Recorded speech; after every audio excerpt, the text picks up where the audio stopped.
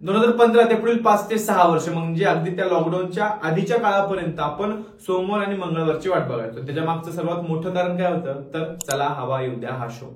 म्हणजे महाराष्ट्रातील प्रत्येक कुटुंबाला एकत्र करणारा, महाराष्ट्रातील प्रत्येक मराठी माणसाला एका विषयावर एकजूट करणारा जर त्यावेळी कोणता मराठी शो होता तर तो होता चला हवा येऊ द्या.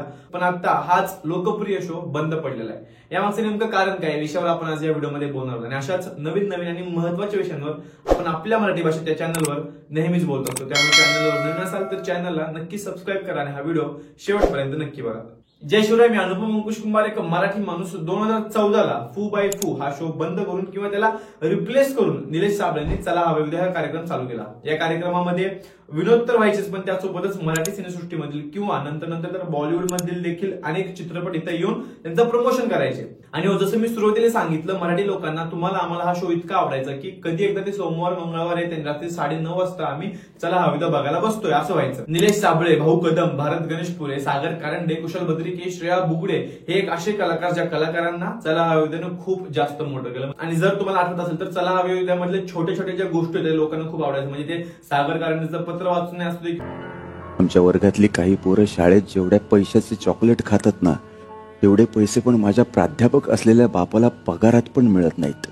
किंवा भाऊ कदमची कॉमेडी असू दे, भारत गणेशपुरे यांचं एक कीर्तनाचा देखील मध्ये त्यांनी चालू केलं होतं कीर्तन असू दे, किंवा श्रेया बुगडे याच्या संपूर्ण स्किट मध्ये एक महिला असताना संपूर्ण टीम मध्ये त्या एका महिलेवर संपूर्ण केंद्रबिंदूत करून संपूर्ण स्किट कसं चालवणं, म्हणजे छोट्या छोट्या गोष्टी आपल्या मराठी लोकांना खूप जास्त आवडत होत्या. आपण ते चला हवा येऊ द्या खूप मनापासून बघत होतो. पण नंतर असं झालं काय की त्याच चला हवा येऊ द्याचा डाऊनफॉल चालू झाला. सर्वात पहिलं आणि सर्वात मोठं कारण असं होतं की जे तुम्हाला आम्हाला सर्वांनाच माहिती, त्याला एक प्रतिस्पर्धी निर्माण झाला. सोनी मराठी एक चॅनल नंतर रिलीज झाला. 2018ला त्याच चॅनलवर महाराष्ट्राची हास्य जत्रा हा शो यायला लागला. आणि या महाराष्ट्राच्या हास्य जत्रेचं देखील तेच काम होतं, लोकांना हसवणं. याआधी चला हवा येऊ द्या सोडून संपूर्ण मराठी जी काही टीव्ही सिरियलची जी काही संपूर्ण मांडियाळी आहे त्या संपूर्ण मांडियाळीमध्ये कुठला असा शो नव्हता जो चला हवा येऊ द्याला कॉम्पीट करू शकेल किंवा त्या जॉनरमध्ये त्या टाईपचा शोच नव्हता असा कोणता. पण आता हास्य जत्रा, महाराष्ट्राची हास्य जत्रा नावाचा शो आला होता. त्याच्यामध्ये देखील लोकांना हसवण्याचं काम चालू होतं. पण सुरुवातीला असंच वाटलं, 2018च्या आसपास तो शो आला.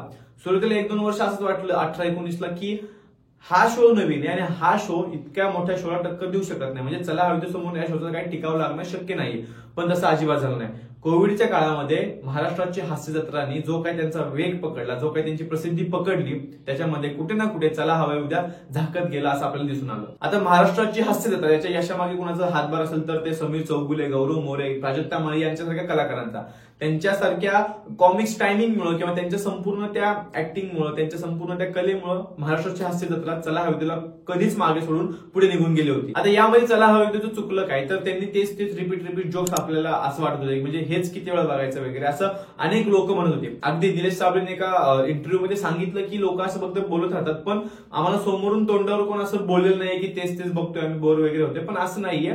चला हवा येऊ द्यामध्ये एका क्षणी असं वाटलं होतं की हा थोडंसं आता बोर होतंय, हे 30 लोक बघून तेच स्किट बघून बोर होतंय का असं अनेक लोकांना वाटत होतं. त्याच्यामुळे लोक मराठी जो ऑडियन्स होता, जो कॉमेडी ऑडियन्स बघत तो शिफ्ट झाला महाराष्ट्राची हास्य जत्राकडे. आणि त्यासोबतच अजून एक महत्वाचं कारण असं ठरलं की जी मराठीवरच्या ज्या काही मालिका लागायच्या, म्हणजे जर मी जो 5 वर्षांचा कालावधी सांगितला 15 ते 20 याच्यामध्ये खूप प्रसिद्ध मालिका जी मराठीने बनवल्या, म्हणजे त्या अजरामर मालिका आहेत. अगदी लागीर झालं जी असू दे, माझ्या नवऱ्याची बायको असू दे किंवा तुझ्यात जीव रंगला, या ज्या मालिका आहेत त्या खूप मोठ्या आणि खूप प्रसिद्ध मालिका आहेत. त्या मालिका घरातल्या महिला बघायच्या, म्हणजे स्वयंपाक करताना किचन कट्ट्यामधून तो आवाज ऐकून त्या मालिका पूर्ण बघायच्या महिला, अशा त्या मालिका होत्या. मग आपोआपच ती मालिका संपली की दुसरी मालिका संपली की तिसरी मालिका संपली की चला हवा येऊ द्या असा जो काही तो सिक्वेन्स बसला होता जी मराठीच्या ऑडियन्सचा, तो ऑडियन्सचा सिक्वेन्स देखील तुटला. कारण की पहिल्या 3 मालिका ज्या होत्या त्याच त्या चांगल्या पद्धतीने पुढे येऊ शकल्या नाहीत. नंतर ज्या नवीन काही मालिका आल्या त्या मालिकांचं मला नावही आठवत नाही, अशा त्या नवीन मालिका होत्या. मग त्या मालिकांचा ऑडियन्स तुटला. तो ऑडियन्स देखील वळला दुसऱ्या चॅनल्सकडे, म्हणजे सोनी मराठी असेल किंवा स्टार प्रवाह असेल या चॅनल्सकडे. मग त्याच मालिका त्याच चॅनलवर बघत तिकडचे शो चालू झाले. म्हणजे काय, हा जो सिक्वेन्स जी मराठीला भेटला होता 7:30 वाजल्यापासून ते अगदी 10-10:30 वाजेपर्यंत लोक त्या चॅनलला चिटकून बघायची, तो सिक्वेन्स दुसरे चॅनल घेऊ लागले. चांगल्या मालिकांमधून मालिका चांगल्या यायला लागल्या, त्याच्यामुळे लोक दुसऱ्या चॅनलकडे वळाले आणि त्याच मालिकेला धरून शेवटपर्यंत मग महाराष्ट्राची हास्य जत्रा बघूनच लोक चॅनल बदलू लागले. याचा देखील फटका जी मराठीला अर्थातच चला हवा येऊ द्याला देखील भेटला की चांगल्या मालिका बनवूनच जी मराठीने बंद केलं त्यानंतर. आणि आता जर म्हणाल सांगितलं 2024 मध्ये हा चला अयोध्या शो पूर्णपणे बंद झालेला आहे. निलेश साबळे, भाऊ कदम यांचे काही इंटरव्ह्यूज पुढे आले. त्या इंटरव्ह्यू मध्ये त्यांनी असं सांगितलं देखील की माझ्या वैयक्तिक कारणामुळे बंद केलंय. म्हणजे चित्रपट त्यांना बनवायचे होते निलेश साबळे यांना, काही वेब सिरीजवर त्यांचं काम चालू होतं असं देखील त्यांनी सांगितलं. त्यांच्या तब्येतीची कारण देखील त्यांनी सांगितली. आणि अजून एक खूप महत्त्वाचं कारण असं होतं की नोव्हेंबरच्या आसपास झी मराठीकडून त्यांना सांगितलं होतं की आपण 4 ते 5 महिन्याचा ब्रेक घेऊन चला हा उद्या परत एकदा चालू करू.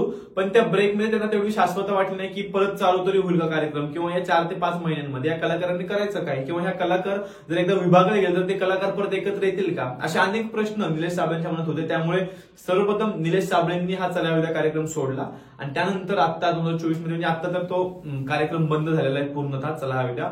त्यासोबतच निलेश साबळे यांनी कलर्स मराठीवर त्यांचा एक वेगळा कार्यक्रम चालू केलेला आहे या जॉनर मधला. लोकांना हसवण्यासाठीच ते पुढे आलेले. त्या कार्यक्रमाचं नाव आहे हसताना हसायलाच पाहिजे. तर त्या कार्यक्रमाला देखील तेवढा रिस्पॉन्स भेटतोय असं वाटत नाही. महाराष्ट्राची हास्य जत्रा खूप चांगलं काम करते मराठी टीव्हीवर असं मला पर्सनली वाटतंय. बाकी तुमचं वैयक्तिक मत काय मला कमेंट्स मध्ये नक्की कळवा. आणि हो, चला हवी त्याच्या डाऊनफॉल मागची तुम्हाला कोणती कोणती कारणं वाटत हे देखील मला कमेंट्स मध्ये नक्कीच कळू द्या. आणि त्यासोबतच मराठी सिनेसृष्टीमधील एक बहुचर्चित चित्रपट आता प्रदर्शित झालेला आहे. त्या चित्रपटाचं नाव अल्लड पल्लड. या चित्रपटाबद्दल मी या व्हिडिओमध्ये बोललोय. या व्हिडिओवर क्लिक करा आणि नक्की तो व्हिडिओ देखील पहा. आणि हो, चॅनलवर नव्या तर चॅनलला सबस्क्राईब नक्की करा. व्हिडिओ शेवटपर्यंत बघितल्यासाठी मनापासून धन्यवाद. जय जाऊ, जय शिवराय, जय शंभूराजे. धन्यवाद.